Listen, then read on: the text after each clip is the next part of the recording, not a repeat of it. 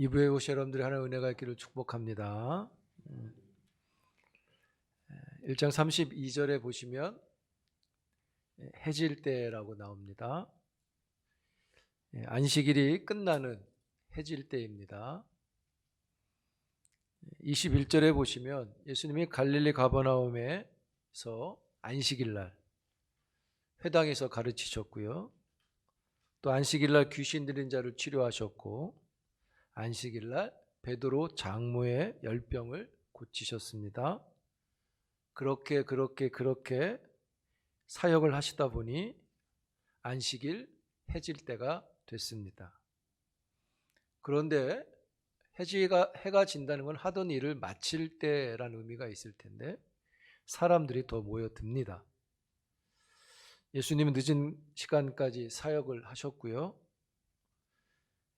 다음날 이른 새벽에 일어나 한적한 곳으로 가셨다고 하죠. 여기 한적하다는 단어, 에레모스란 단어는 광야 같은 의미를 갖고 있습니다. 텅 빈 곳, 그런데 혼자 있는 곳. 광야에는 사람이 북적대지 않죠. 행사만 있을 때만 모이죠. 즉 혼자 있는 듯한 그런 곳으로 가신 겁니다. 예수님이 이른 새벽에 한적한 곳에서 추구한 영성은 기도였습니다. 놀라운 것은요, 여러분 안식일이 지난 첫날이잖아요. 이른 새벽이 지금 안식일이 지난 첫날 이른 새벽에 기도하신 예수님의 모습에서 안식일이 지난 첫날 이른 새벽에 부활하신 예수님을 생각하게 됩니다. 예수님의 기도의 씨름은 십자가의 길을 가기 위한 씨름이었는데 그 십자가의 씨름이, 그 기도가 부활이 되어지는 기도가 되어집니다. 여러분도 새벽에 기도할 수 있길 바랍니다. 꼭 하시기 바랍니다. 밤에 하시는 분도 새벽에 하시기 바랍니다. 늦은 밤에는 부활이 없는 것 같습니다. 이른 새벽에 있다고 그러잖아요. 여러분, 성령을 받은 사람은 기도하는 사람이죠. 기도하는 사람이 성령을 받은 사람이고 성령을 받은 사람이 기도하는 사람이니까 기도하는 사람이 구원의 사람인 거예요. 시편 기자가 이런 말을 했습니다. 91편 1절에 보시면 이렇게 말씀합니다. 성경 띄워주나요? 제가 읽겠습니다. 91편 1절에 보면 지존자의 은밀한 곳에 거주하며 전능자의 그늘 아래 사는 자여. 이것이 이른 새벽에 광야 같은 곳에서 예수님이 취하신 모습과 같아요. 시편 5편 3절에 보면 이런 말씀 있죠. 여호와여, 아침에 주께서 나의 소리를 들으시리니 아침에 내가 주께 기도하고 바라나이다. 우리의 고백이 되길 바랍니다. 여러분, 복음이신 예수님께서 이른 새벽에 기도를 가지고 계십니다. 여러분들에게도 기도가 있기를 축복합니다. 기도가 저기 그냥 있는 게 아니라 기도를 가진 자가 되어야 됩니다. 그래서 여러분, 복음에는 기도가 있는 겁니다. 여러분, 마가복음에 보면 기도하지 않는 사람들이요, 복음의 능력에서 아주 멀어져 있는 것을 확인할 수 있습니다. 한번 찾아봅니다. 마가복음 9장 갑니다. 9장 18절입니다. 같이 읽습니다. 9장 18절 시작. 귀신이 어디서든지 그를 잡으면 거꾸러져 거품을 흘리며 이를 갈며 그리고 파리해지는지라. 내가 선생님의 제자들에게 내쫓아 달라 하였으나 그들이 능히 하지 못하더이다. 당황스러운 일이 벌어졌죠. 제자들이 귀신을 못 쫓아냅니다. 당황하는 이유가 있어요. 6장 12절 13절로 갑니다. 마가복음 6장 12절 13절.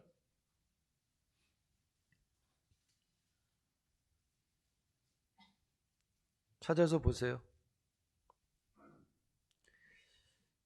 12, 14입니다. 시작.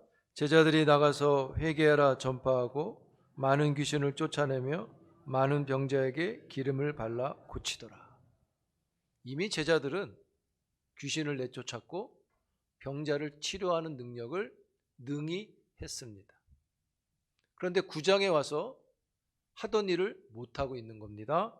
얼마나 당황스럽겠어요?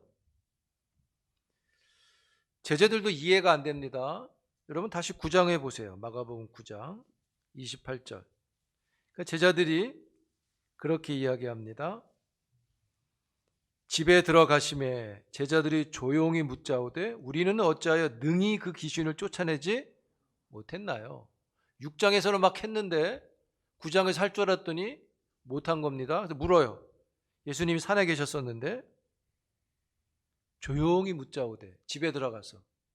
밖에서는 물어보지도 못합니다. 창피해서 집에 몰래 들어가서 조용하게 왜 우린 이거 못했죠? 했었는데 이렇게 묻는 거예요. 예수님이 대답하십니다. 9장 29절 같이 있습니다. 시작. 이르시되 기도 외에 다른 곳으로는 이런 종류가 나갈 수 없느니라 하시니라. 믿습니까? 여러분, 기도하지 않는 사람들이 복음의 능력에서 멀어져 있는 것을 잘 보여주죠. 귀신을 쫓고 병을 치료했던 사람들이 예수님은 산에 올라가셔서 기도하시는데 올라가 졸고 막 그러잖아요. 그러다 보니까 9장에서 귀신을 못 쫓는 일을 하는 거예요. 능히 했던 일을 능히 못하게 돼서. 여러분 8장 33절에 보시면 아주 중요한 말이 있는데 예수님 말씀대로 기도하지 않는 사람들에게는요 사람의 일이 나타나고요 기도하는 사람은 하나님의 일을 한다고 말씀합니다. 그래서요 여러분 복음의 어리석은 사람은 기도하는 법이 없고요 복음의 지혜로운 사람은 기도하는 법이 있습니다. 여러분들이 기도하는 법이 여러분의 법이 되기를 축복합니다.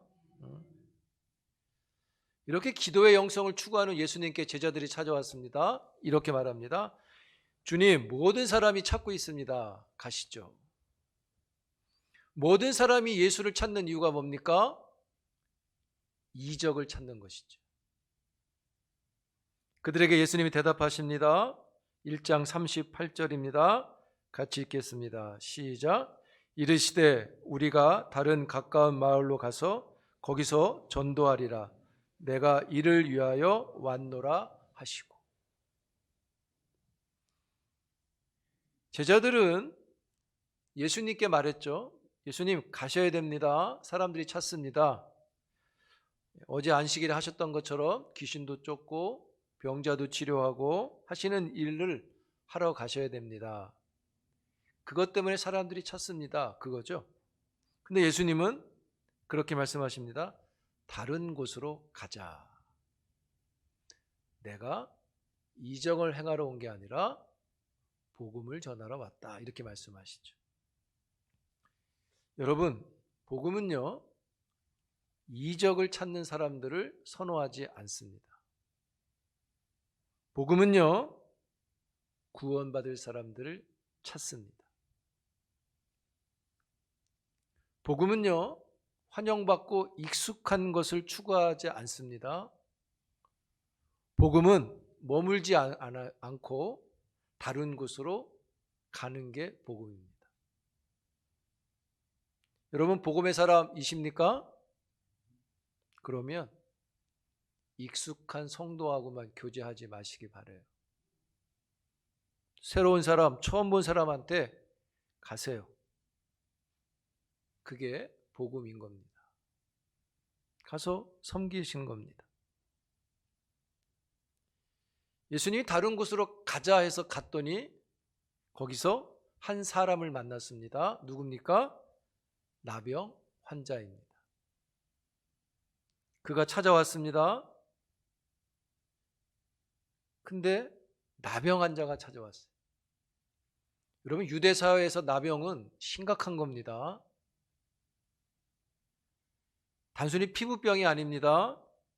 이건 종교적이고 사회적인 문제로 취급받는 부정한 병이었죠. 여러분, 고대 사회에서는 특정 문화나 종교가 병을 정의하고 행동의 양식을 결정지었어요. 나병이 그러한 범주에 있는 병이에요. 더군다나 성경에서 나병은 죄에 대한 하나님의 저주로도 나타나죠. 미리암이 저주로 이 병에 걸렸고 우시야 왕이 저주로 이 병에 걸리죠. 그래서 이 병에 걸리면 죽은 자처럼 취급을 받습니다. 모세의 율법도 이 나병을 도울 수가 없어요. 나병으로 진단이 되면 율법이 하는 일은 그를 진 밖으로 내쫓는 것만 할 수 있습니다. 율법에 그렇게 나옵니다. 제사장도 병을 진단하지 치료하는 방법을 주지 못해요. 오직 이 병은 하나님의 은혜와 자비로 치료되어지는 것밖에 없는 거죠. 이 병은 아주 그렇게 취급받았기 때문에 사람들이 있는 곳을 혹 지나가야 된다면 소리치죠. 부정하다, 부정하다, 부정하다. 내 옆에 오지 마라, 오지 마라, 이런 소리를 치는 거죠. 여러분, 이 나병은요, 치료가 되어도 회복하는, 인정받는 절차가 되게 까다로워요. 나병으로 진단받으면 진 밖으로 나가죠. 예를 들어 한 달, 두 달, 석 달 있습니다. 치료가 됐다 했을 때도 치료되면 그냥 제사장에 보여주고 들어오는 게 아닙니다. 제사장이 보고 치료가 됐구나라고 진단을 받으면 정결 예식을 치러야 되고요. 그리고 진 안으로 들어와서 7일 동안 또 자기 집에서 격리합니다. 쉽게 말하면 따로 격리해요. 그리고 7일째 되는 날 몸에 있는 털을 다 밀고 옷을 빨고 몸을 씻죠.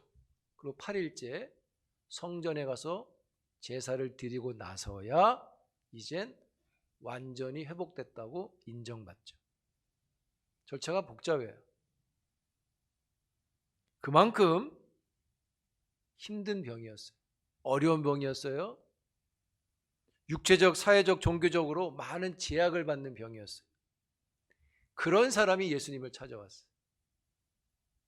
그런데 예수님은 그 사람의 모습을 믿음으로 봤습니다.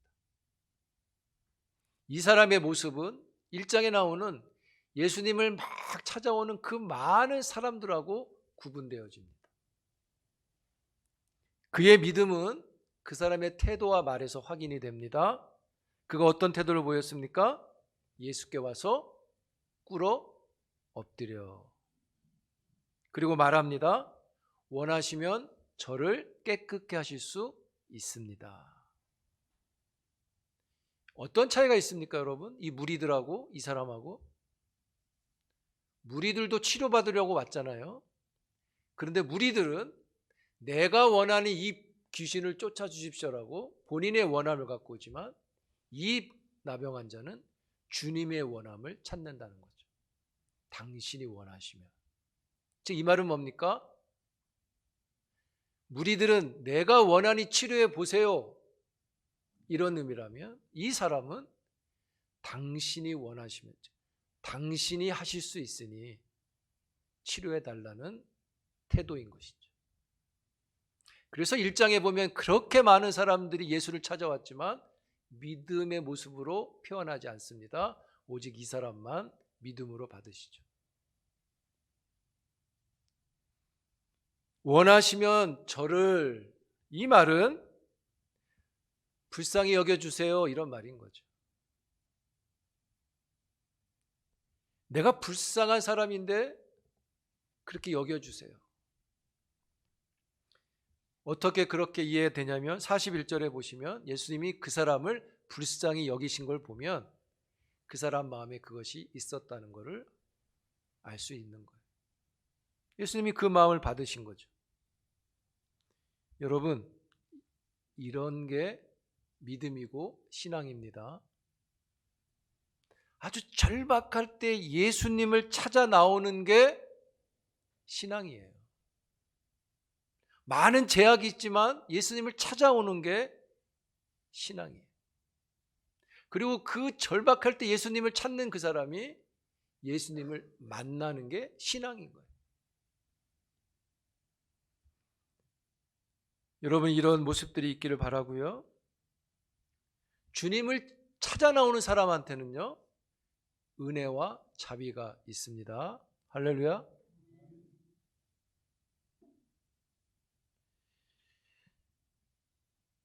여러분, 성경이 이를 잘 보여줘요. 주님을 찾아온 사람들이 은혜와 자비를 받는다는 걸 보여줘요.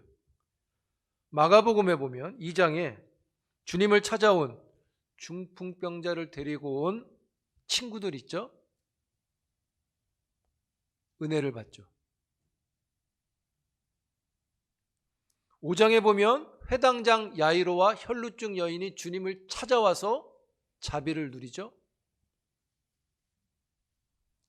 주님을 찾아온 여자, 7장에 보면 수로보니게 여자, 헬라인 여자가 은혜를 받아요.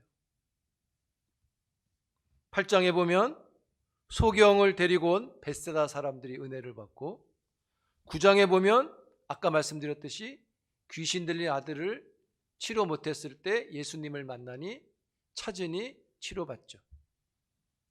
10장에는 그 유명한 소경 바디메오가 주를 찾아서 치료받습니다. 더 나가서 십자가에서 한편 강도는 주님을 찾아서 구원받죠. 여러분, 모든 사람들이 제약이 있고 절박함이 있어요. 주님을 찾아옵니다. 주님은 그들에게 은혜와 자비를 베푸십니다. 여러분, 절박함이 있을 때 좌절하지 마시고 주님을 찾으시기를 축복합니다. 이왕이면 이른 새벽에 하시기 바래요. 한적한 곳에서. 단독이잖아요, 단독. 기자에게 단독 보도가 최고라면서요. 단독 기도를 하는 겁니다.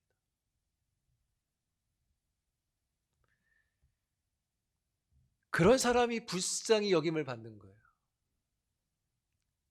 그게 겸손한 사람이에요. 물리치지 않으시고 은혜를 주시는 거죠.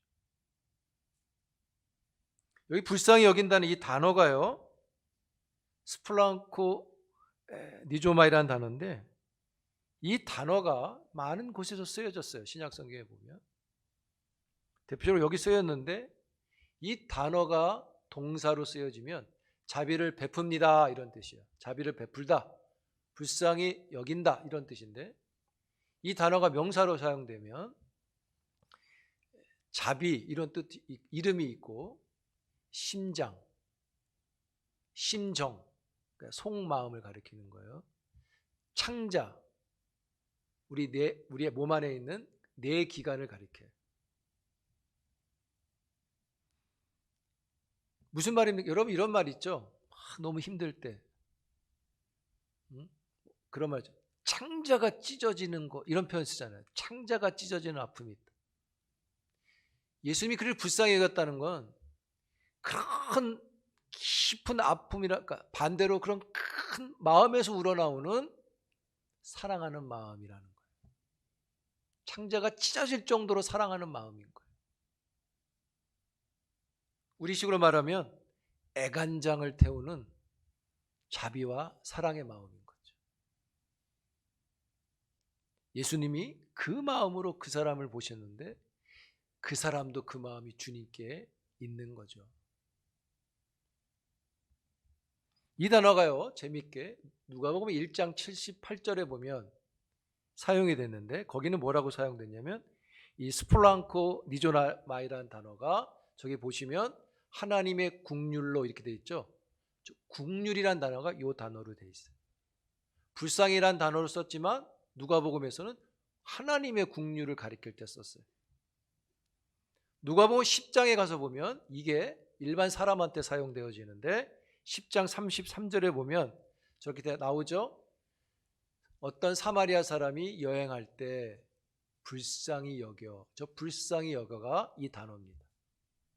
선한 사마리아 사람의 마음이 주님의 마음과 같았고 하나님의 국률한 마음과 같은 거예요. 우리가 너무 잘 아는 누가복음 15장 탕자의 비유에 가면 20절에 그런 말이 있습니다. 아버지가 그를 보고 측은히 여겨, 측은히 여긴다는 이 측은히가 바로 이 스폴랑코 니조마의 단어하고 사용합니다. 여러분, 이 마음은 바울에게서도 확인해야 되는데 빌립보 교회를 향해서 이런 말을 했어요. 1장 8절 함께 읽겠습니다. 시작. 내가 예수 그리스도의 심장으로 너희 무리를 얼마나 사모하는지 하나님이 내 증인이시라. 여기 보시면 심장으로, 이 심장으로 내가 너희들에게 증인이 됐다 이런 말이죠.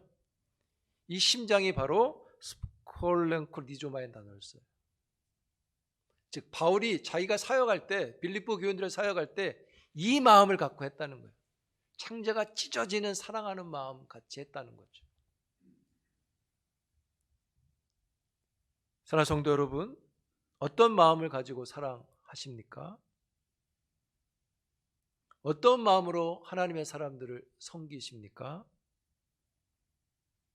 불쌍히 여기는 마음이 있기를 축원합니다. 이 마음이 없으면 자랑으로 섬기는 거고요. 이 마음이 있으면 사랑으로 섬기는 것입니다. 자랑으로 섬기는 자는 그 영혼이 상함을 받고요. 스스로 상함을 받고 사랑하는 마음으로 섬길 땐 은혜를 얻는 것이죠. 위로를 얻게 되죠. 그래서 실제는요, 옆에 사람들의 시험 드는 게 아니라 본인 때문에 시험 드는 게 태반입니다. 아셔야 돼요. 회개해야 됩니다. 그래서 그 사람은 불쌍한 마음을 못 가져요. 국률한 마음을 못 가져요. 해하는 마음이 있기 때문이고 자랑하는 마음이 있기 때문이고 그게 바로 무리들이에요. 그냥 이정만 보고 따라다니는 무리들하고 같은 것입니다. 믿음이 없어요. 그냥 무리예요, 무리. 예수님이 이 자비로운 마음을 멈추지 않으시고 손을 내밀었다고 성경이 말합니다. 여러분, 절박한 자에게 손을 내미는 게 복음입니다. 절박한 자에게 손을 거두는 게 복음이 아닌 세속적인 사람인 거죠. 이런 사람에게 성령의 태도를 찾을 수 없습니다. 성령의 태도를 찾을 수 없는 사람은 구원의 사람이 아닌 거죠. 우리 모두의 손에 이러한 복음이 충만하기를 축복합니다. 손을 내미는 겁니다. 주님은 손을 내밀면서 이렇게 말씀하셨습니다. 나도 원하노니 깨끗함을 받으라. 그의 마음을 그대로 받아주시잖아요.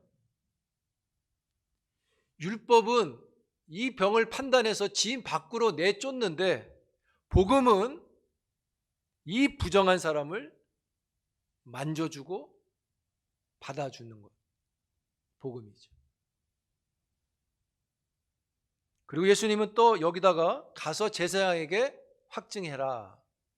여러분, 이 말은 정치적인 의미가 없습니다. 아니면 예수님이 하신 일을, 부정한 자를 만난 일을 좀 정당화하려고 하는 것도 아닙니다. 이 말은 이 나병 환자를 율법과 그 사회로부터, 그 사람들로부터 온전하게 구원하시는 그 사람을 위한 사랑의 목적이 있는 말인 거죠. 결국 이 나병 환자의 온전한 회복은 이 사람에게만 끝나는 게 아니라 가서 알려주는 그 사회, 그 공동체, 그 진 안에 있는 사람들에게도 회복이 되어지는 거예요. 왜 그렇습니까? 이 사람이 나병을 갖고 있을 때 부정한 자가 되잖아요. 진 밖으로 나오잖아요. 진 안에 있는 사람들은 저 사람을 부정하게 보고 밖에 있게 하잖아요. 부정을 같이 갖고 있는 거예요. 쉽게 말하면 거리를 둬야 되니까. 그러나 그 사람을 진 안으로 받아들이는 건 이 공동체가 그 사람과의 관계에서 성립된 부정을 없애는 거죠. 공동체도 회복이 있는 겁니다. 여러분, 복음은요, 개인에 머물지 않습니다. 공동체를 회복시키죠. 복음은 개인의 회복과 치유에만 머물지 않습니다. 복음은 공동체의 회복을 염두에 두고 있다. 그래서 여러분 한 사람 한 사람이 복음으로 회복되고 새로워지면 그 공동체도 회복이 있을 수 있다는 것이죠. 그래서 여러분들의 영성이 중요합니다. 여러분들의 신앙이 복음적인 게 중요하고요. 그 복음으로 새로워지는 게 참 중요한 일인 거죠. 왜냐하면 여러분들이 복음의 사람들이기 때문인 거죠. 사랑하는 성도 여러분, 지금 복음이 어떠한 역할을 하고 있나요? 여러분, 예수님이 이 사람을 치료하고 뭐라 그랬습니까? 아무한테도 말하지 말고 가서 그냥 보여만 줘라. 예수가 했다는 얘기 그런 거 하지 마라. 그런데 어떻게 됐습니까? 이 사람은 밖에 나가서 막 얘기하고 다니죠. 예수님이 내가 저쪽으로 가야 되겠다고 하셨던 말씀을 이 사람이 그대로 하고 있죠. 이곳저곳 다니면서 막 말하고 있죠. 그게 복음이에요. 복음은 자기 안에 있지 않습니다. 다른 곳으로 가는 것이죠. 다른 사람에게 가는 것입니다. 거기에 큰 일들이 일어나는 것이죠. 어떤 사람은 복음을 자기 구원의 한 능력으로만 받는 사람이 있습니다. 그렇지 않습니다, 여러분. 복음은 하나님의 나라를 이루는 거잖아요. 하나님의 나라는 나 혼자 있는 게 아닙니다. 제가 누누이 얘기했죠. 내 옆에 있는 사람이 하나님 나라에 먼저 있고 그 사람을 위해서 내가 간다. 이런 마음이 필요하다. 하나님의 나라는 나 때문에 있는 게 아닙니다.